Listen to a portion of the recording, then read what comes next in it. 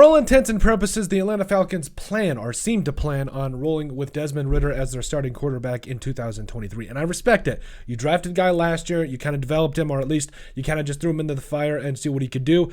Because, I mean, let's be real. Marcus Mariota wasn't getting it done. And I do think we saw some good things from Desmond Ridder last year that does warrant the opportunity to be able to at least move forward with that opportunity in 2023. Now, when we talk about today, moving on beyond that and specifically filling some of these huge needs that the Falcons have in the 2023 NFL draft, there's some good, there's some bad, and there is a dream draft scenario that we think could happen for the Falcons. And we're going to take you into that today, bring you into the transition. No, it's not a mock draft, but we are just giving you an idea of what to expect and what we could expect in the draft. Now, right off the bat, I'm going to just go ahead and start the draft here. Hopefully okay, I actually can get behind that. So right off the bat here, you see Bryce Young and Anthony Richardson go. I think that makes a little bit of sense. I mean, Anthony Richardson, this is really going to come down to where these four quarterbacks go between Anthony Richardson, Will Levis, Bryce Young, CJ Stroud, all those guys. It really does come down to where those guys are going to go.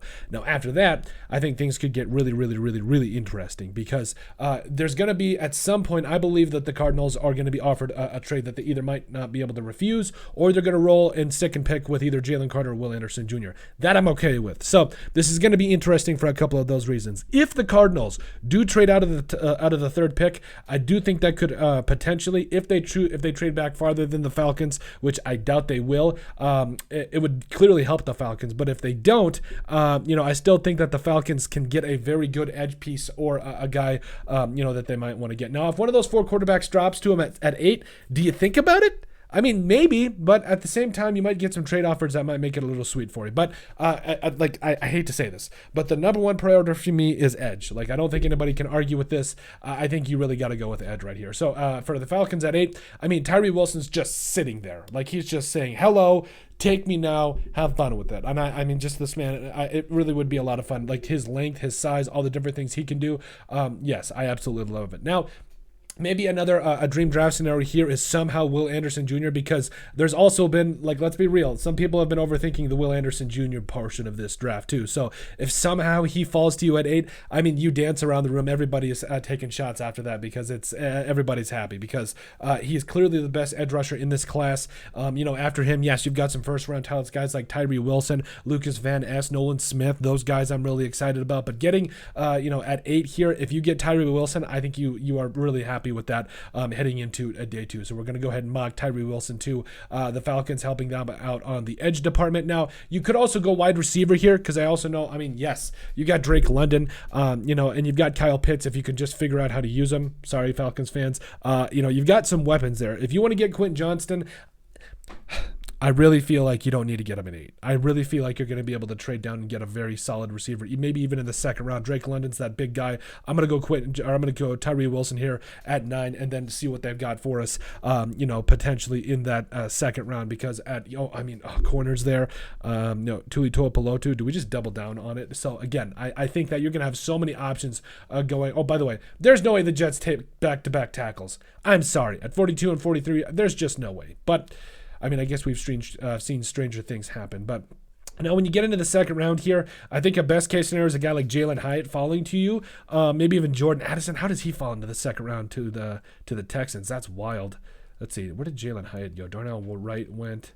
Okay, fine. But, again, I really feel like Jalen Hyatt is the guy I've had my crush on this entire draft. So he's sitting there at 77. If he falls to you in the second round, I would be very, very excited for that. But again, Tuli Tuipulotu is there. This is a pretty deep edge class.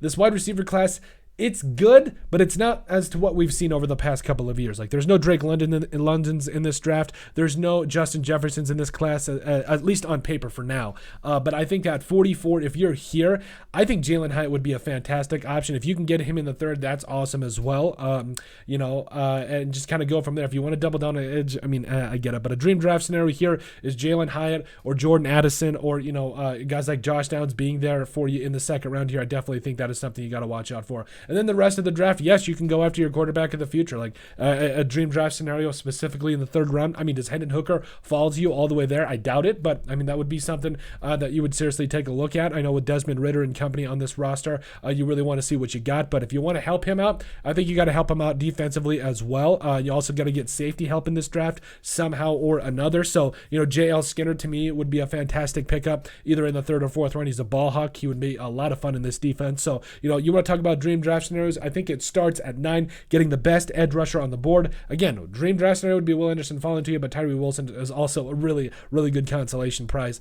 Then getting into the second round, getting one of the better wide receivers in this draft, Jalen Hyatt. I definitely think warrants being an early second round pick and getting up there. Again, Josh Downs, all those guys. So those are dream draft scenarios. And then finally, as far as the safety need, J.L. Skinner, Antonio Johnson, coming up out of USC, I'm really excited about too. So there's a lot of players in this draft, but dream draft scenarios as for the Falcons, I think we went over them. But let us know what you guys think. What is the best case scenario for the Atlanta Falcons? What is the dream draft scenario for the Falcons? Also in the description down below, you'll find all of our social media platforms. So give us a like and a follow there. Also remember to give us a listen and sub on iTunes. And finally, if you have anything else you'd like us to cover, send us an email at thesportsbp@yahoo.com or put it in the comment section down below, and we would love to cover. But let us know what you guys think about the dream draft scenarios for the Atlanta Falcons in the 2023 NFL Draft.